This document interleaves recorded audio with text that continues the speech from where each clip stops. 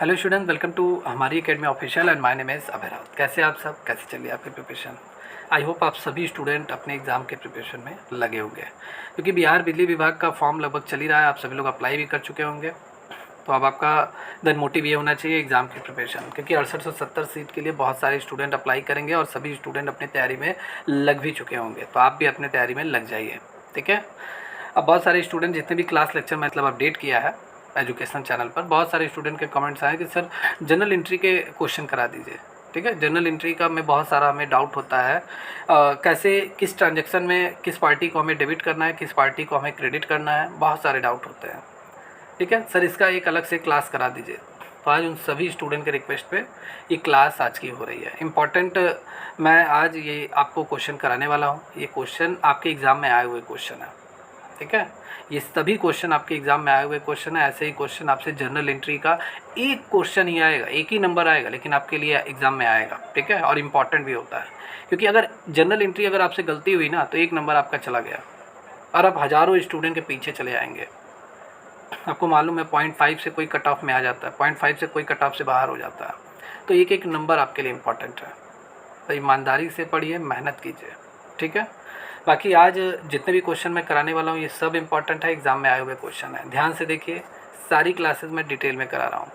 बाकी जितने भी स्टूडेंट को क्लास करना है, कंप्लीट तैयारी करनी है बिहार लेखपाल के लिए, तो बैच 25 मई से स्टार्ट है। आप सभी लोग बैच को ज्वाइन कर लीजिए। थियरी, न्यूमेरिकल, एमसीक्यू डिटेल में क्लासेस कवर कराई जा रही हैं। सिलेबस वाइज, चैप्टर वाइज आपकी क्लासेस हो रही है। तो जल्दी से बैच को ज्वाइन कर लीजिए। बैच को ज्वाइन करने के लिए हमारी अकेडमी ऑफिशियल ऐप आपको डाउनलोड करना है, ठीक है। गूगल प्ले स्टोर पर जो आपको मिल जाएगा, वहाँ पे रजिस्टर लॉगिन करके आप इस बैच से कनेक्ट हो सकते हैं, ओके। चलिए यहाँ पे बात करते हैं। फर्स्ट क्वेश्चन है, कह रहा है कि तरुण ने 1 लाख रुपए नगद के साथ व्यवसाय शुरू किया, ठीक है।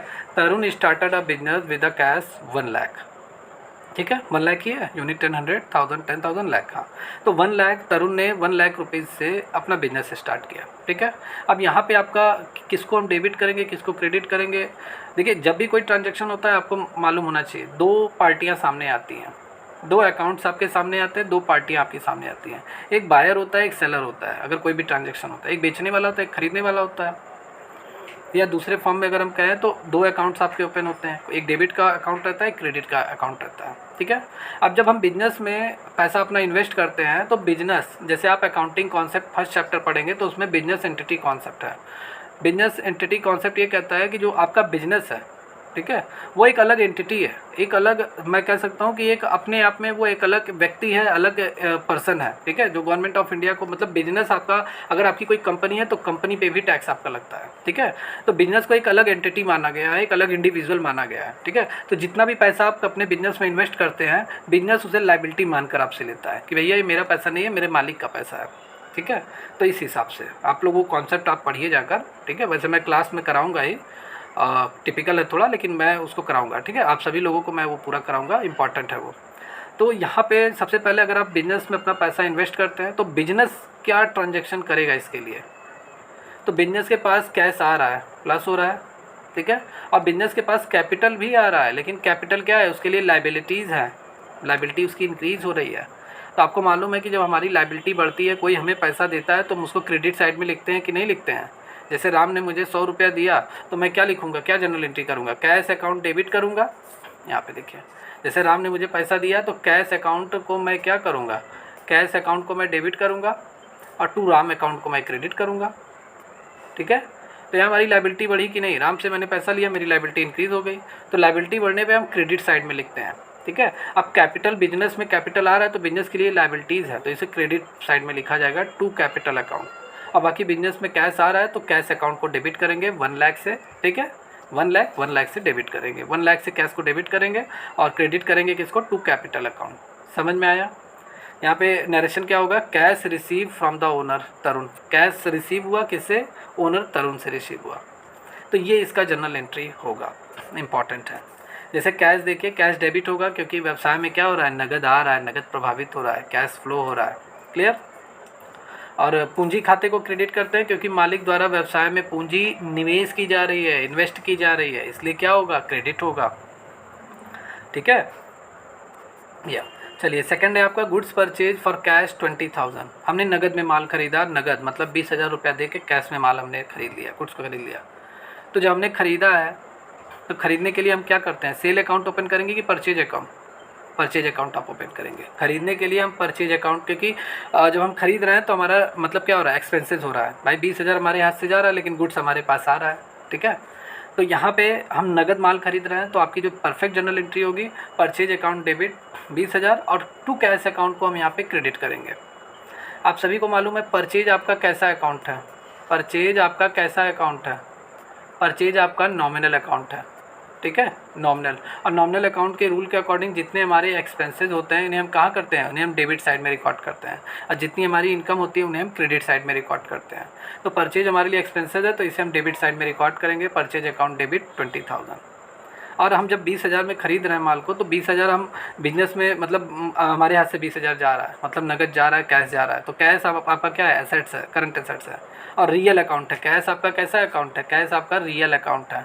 और रियल अकाउंट के रूल के अकॉर्डिंग जब आपके हाथ से पैसा जाएगा, एसेट्स जाएगा, तो उसे आप क्रेडिट करेंगे, ठीक है। तो ये इसका परफेक्ट जर्नल एंट्री होगा, purchase account debit to cash account credit. समझ में आ रहा है आपको? या यहाँ पे देखिए मिलता जुलता क्वेश्चन है। मैंने मशीनरी परचेज किया विभू से, कितने में, 1 लाख रुपए में, 1 10 100 1000 10,000 लाख। हाँ, तो मैंने 1 लाख रुपए में विभू से क्या मैंने लिया, मशीनरी मैंने परचेज किया, ठीक है। अब यहाँ पे कहीं नगद की बात नहीं हो रही है, कहीं नगद इसमें लिखा है कि मैंने विभू से नगद लिया है मशीनरी।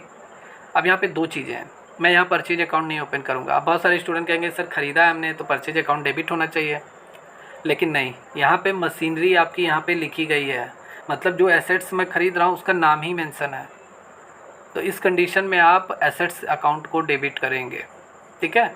यहाँ देखिए, यहाँ कोई मेंशन नहीं था, यहाँ कहीं मेंशन था, यहाँ कहीं, यहाँ बस लिखा है सामान खरीदा, गुड्स खरीदा। क्या गुड्स खरीदा भाई, मशीन खरीदा, रेफ्रिजरेटर खरीदा, कूलर खरीदा, ठीक है। स्टॉक आपने क्या खरीदा, कौन सा गुड्स आपने खरीदा, ठीक है, कहीं मेंशन नहीं है। ऑफिस के लिए इक्विपमेंट खरीदा, टूल्स खरीदा, क्या आपने खरीदा, कुछ नहीं। तो जब नहीं मेंशन है तो हम परचेज अकाउंट ओपन करेंगे। और यहाँ पर क्या है, यहाँ पर आपका मेंशन है पूरी तरीके से, यहाँ पे आपका मेंशन है, इसलिए हम मशीनरी अकाउंट को डेबिट करेंगे 1 लाख से। और विभू से हम खरीद रहे हैं क्योंकि हमने कैश नहीं खरीदा है, कहीं यहाँ कैश का नाम नहीं लिखा है। जब नहीं लिखा है तो हम जो पर्सनल अकाउंट है जिससे हम माल खरीद रहे हैं, देने वाले को हम क्रेडिट करते हैं पर्सनल अकाउंट के रूल के अकॉर्डिंग, तो टू विभू अकाउंट को हम यहाँ पे क्रेडिट कर देंगे। समझ में आया आपको, क्लियर? चलिए नेक्स्ट क्वेश्चन है, हमने रेंट पेड किया इन कैश, हमने रेंट पे किया है 10,000 रुपये, ठीक है। तो रेंट हमारे लिए क्या है, नॉमिनल अकाउंट है। और नॉमिनल अकाउंट के रूल के अकॉर्डिंग जब हमारा एक्सपेंसेस होता है तो उसे हम डेबिट करते हैं, इनकम होता है हम क्रेडिट करते हैं। तो यहाँ तो हम रेंट पे कर रहे हैं, तो हमारा एक्सपेंसेस है तो हम डेबिट करेंगे, क्लियर। और रेंट हम जब पे कर रहे हैं तो कैश के थ्रू ही तो पे कर रहे हैं, यहाँ कैश लिखा भी है, नगद हम दे रहे हैं, तो टू हमारे हाथ से कैश जा रहा है और कैश इधर रियल अकाउंट, रियल अकाउंट के अकॉर्डिंग इसे हम क्रेडिट साइड में रिकॉर्ड करेंगे, टू कैश अकाउंट 10,000 यहाँ पे क्रेडिट कर देंगे। ओके, समझ में आया आपको? चलिए यहाँ पे देखिए, गुड्स हमने परचेज किया क्रेडिट पे, हमने उधार माल खरीदा। यहाँ पूरी तरीके से लिखा है कि हमने गुड्स से जो परचेज किया उधार खरीदा, और वो भी अनिल से खरीदा। कितने रुपए का, 25,000 रुपये का खरीदा। क्या जर्नल एंट्री होगी, हमने यहाँ उधार खरीदा है। और यहाँ पे गुड्स लिखा है, कहीं ऐसा स्टॉक का मतलब एसेट्स का नाम नहीं लिखा है, जैसे पिछले वाले में मशीनरी लिखा था। तो जब नहीं लिखा है तो हम परचेज अकाउंट ओपन करेंगे, परचेज अकाउंट को डेबिट करेंगे 25,000 से। और जो उधार हमने खरीदा है तो कैश का नामो निशान नहीं है, तो कैश अकाउंट को ओपन नहीं करेंगे। सीधा सीधा हम किस अकाउंट को क्रेडिट करेंगे, अनिल अकाउंट, जिससे हमने लिया है उसी के अकाउंट को हम क्रेडिट कर देंगे, ठीक है। तो पर्सनल अकाउंट के रूल के अकॉर्डिंग अनिल पर्सनल अकाउंट है, व्यक्तिगत खाता है, तो देने वाले को हम क्रेडिट करते हैं, टू अनिल अकाउंट को हमने यहाँ पे क्रेडिट कर दिया 25,000। क्लियर? फिर यहाँ पे देखिए, हमने गुड्स सोल्ड किया कैश में, हमने जो माल बेचा वो कैश में बेचा। तो यहाँ पे गुड्स है, कहीं स्टॉक का मतलब एसेट्स का नाम नहीं दिया है, तो हम क्या ओपन करेंगे, बेचने के लिए हम मतलब सेल अकाउंट को ओपन करेंगे, सेल अकाउंट को। अब कैश हम बेच रहे हैं, देखिए सेल करने पे आपके रेवेन्यू आपकी जनरेट हो रही है, और सेल आपका कैसा अकाउंट है, नॉमिनल अकाउंट है। और नॉमिनल अकाउंट के रूल के अकॉर्डिंग जब आपकी इनकम होगी तो हम क्रेडिट साइड में रिकॉर्ड करेंगे। तो टू सेल अकाउंट हम क्रेडिट साइड में रिकॉर्ड करेंगे, क्योंकि ये नॉमिनल अकाउंट है और हमें इनकम जनरेट कर रहा है। इनकम होने पे हम क्रेडिट साइड में रिकॉर्ड करेंगे, टू सेल अकाउंट 40,000। और जब हम सेल कर रहे हैं तो हमारे पास कैश आ रहा है, सेल करने पर कैश आएगा तो कैश अकाउंट को हम डेबिट करेंगे। रियल अकाउंट के रूल के अकॉर्डिंग जब आपके पास एसेट्स आएगा, cash is a current asset, तो आप उसे डेबिट करेंगे। तो cash account debit to sale account credit. Okay, समझ में आया आपको? Sale is a nominal account. फिर यहाँ पे देखिए, goods sold on credit Gurmeet, हमने गुरमीत को जो माल बेचा वो उधार में मैंने बेचा, यहाँ सीधा सीधा लिखा है। अब यहाँ पर भी गुड्स लिखा है, एसेट्स नहीं मेंशन है, तो एसेट्स अकाउंट को हम ओपन करेंगे ही नहीं। तो जाहिर सी बात है, जिसको हम बेच रहे हैं उसी के अकाउंट को डेबिट करेंगे, क्योंकि गुरमीत क्या है, Gurmeet is a personal account. कौन सा अकाउंट है, पर्सनल अकाउंट है गुरमीत। और पर्सनल अकाउंट के रूल के अकॉर्डिंग पाने वाले को हम डेबिट करते हैं, गुरमीत माल पा रहा है क्योंकि हम इसे बेच रहे हैं तो इसके अकाउंट को डेबिट कर देंगे, ठीक है। और हम सेलिंग के थ्रू ये पूरी एक्टिविटी हो रही है, हम सेल कर रहे हैं तो टू सेल अकाउंट को हम यहाँ पे क्रेडिट कर देंगे 30,000 से। ये इसकी परफेक्ट जर्नल एंट्री होगी। ऐसे ही क्वेश्चन आपके एग्जाम में आते हैं, ठीक है। अगर आपको पहले से तैयार है तो आपका एक भी क्वेश्चन दिक्कत नहीं होगा एग्जाम में। फिर यहाँ पे देखिए सैलरी हमने पे किया अपने एम्प्लॉई का, 12,000 हमने सैलरी पे किया। अब सैलरी कैसा अकाउंट है, सैलरी आपका नॉमिनल अकाउंट है, और नॉमिनल अकाउंट है, हम यहाँ पे कर रहे हैं तो हमारे लिए एक्सपेंसेस है। और नॉमिनल अकाउंट के रूल के अकॉर्डिंग अगर हमारा खर्चा है तो इसे हम डेबिट करेंगे, तो सैलरी अकाउंट को हम यहाँ पे डेबिट कर देंगे 30,000 से।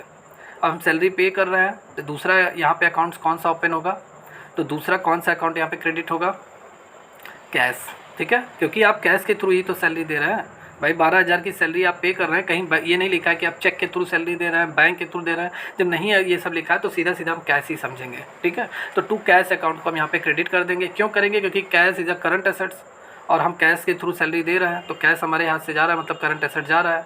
और ये रियल अकाउंट है, रियल अकाउंट के अकॉर्डिंग जब आपके हाथ से करंट मतलब एसेट जाएगा तो उसे क्रेडिट करेंगे।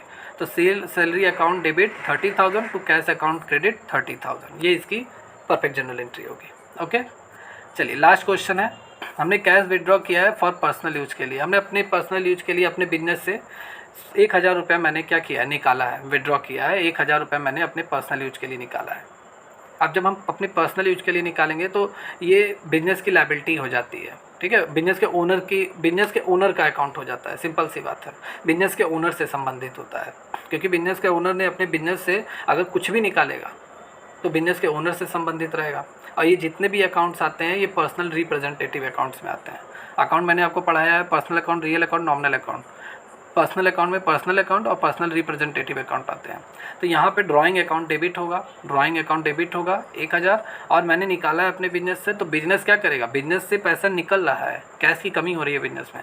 तो जब बिजनेस से पैसा जाएगा तो जाने मतलब cash is a current assets, assets के है, एसेट्स हमारे हाथ से जा रही है तो रियल अकाउंट के रूल के अकॉर्डिंग इसे क्रेडिट करेंगे। तो कैश अकाउंट को हम यहाँ पे क्रेडिट कर देंगे 1,000 से। क्लियर, तो ये इसकी परफेक्ट जर्नल एंट्री होगी। समझ में आया आपको या?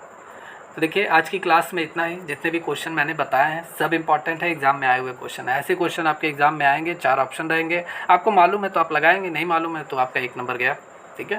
बाकी जितने स्टूडेंट जो जनरल एंट्री के लिए कह रहे थे, आई होप आप सबके डाउट क्लियर हो गए होंगे, ठीक है। क्योंकि मैंने डीप में आप सभी लोगों को डिटेल में ये एक्सप्लेन किया है। कैसी लगी क्लास, कमेंट बॉक्स में आइए, कमेंट करके जरूर बताइए आप सभी लोग। ओके, या इंपॉर्टेंट क्वेश्चन है। बाकी जिन लोगों को बिहार लेखपाल की तैयारी करनी है, कंप्लीट तैयारी करनी है, तो आप सभी लोग जल्दी से जल्दी बैच से ज्वाइन हो जाइए। बैच की सारी क्लासेस 25 मई से स्टार्ट है। आपका जो नया सिलेबस है वो आप में क्या क्या पढ़ना है ये तो मैंने डिस्कस कर दिया है, एजुकेशनल चैनल पर अपडेट है। आपको क्या क्या पढ़ना है, बस आपको फाइनेंशियल अकाउंटिंग और इनकम टैक्स GST यही बस आपको पढ़ना है, ठीक है। तो 25 मई से इसकी क्लासेस चल रही हैं। आप सभी लोग जल्दी से जल्दी बैच को ज्वाइन कर लीजिए।